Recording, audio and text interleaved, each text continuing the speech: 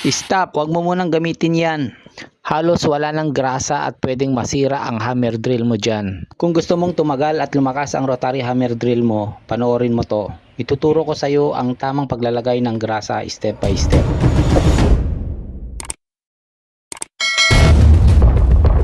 Una, need natin ng grasa, engine oil, pambukas ng hammer drill kagaya nito, pwede ring ulo ng long nose at basahan.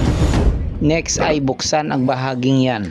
Then lagyan ng grasa at konting oil. Huwag punuin ang grasa ang lagayan para hindi masira ang hammer drill. Alam nyo guys, mura o mahal na hammer drill ay mabilis masira if napabayaan mong gamitin na walang grasa. Okay? So dapat bago gamitin, kailangan nyong i-check kung may grasa pa yung internal parts ng inyong hammer drill. Sa mga may hammer drill dyan, anong grasa ang nilalagay nyo? Pa-comment naman mga boss. Hinahaluan ko ng oil para mabilis malubricate ang internal parts ng drill. Kung sa tingin nyo kulang pa, pwede namang dagdagan. If okay na, i-testing na natin.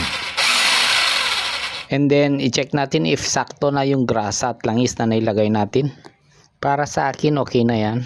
Ang importante, hindi dapat natutuyuan ng grasa o langis yan. After that, takpan na and then pwede nang gamitin. So ayan, okay na. Like and subscribe para sa iba pang helpful and informative videos. Salamat!